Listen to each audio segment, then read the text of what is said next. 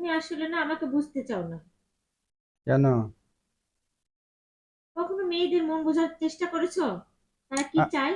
আরে আমি তো দূরের কথা, রবীন্দ্রনাথ ঠাকুর 70 বছর সংসার করার পরও মরার আগে বলছে মেয়ে মানুষ কি চায় বুঝতে পারেনি উনি তারপরও। আর আমি তো সদরুদ্দিন।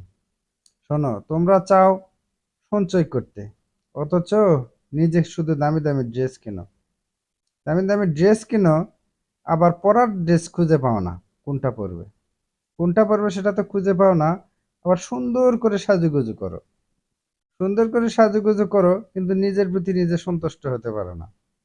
আর নিজের প্রতি নিজের সন্তুষ্ট তো হতে পারো না, আবার স্বামী বা অন্য পুরুষের প্রশংসা চাও। অন্যের প্রশংসা যদি আবার কেউ করে, তাহলে আবার সেটা বিশ্বাস করো না। এই হচ্ছে তোমরা মেয়ে মানুষ, বুঝছো? ও, তুমি এটাই বুঝলে না? শুধু এটাই বুঝলে, তুমি এটাই বুঝতে পারছো না?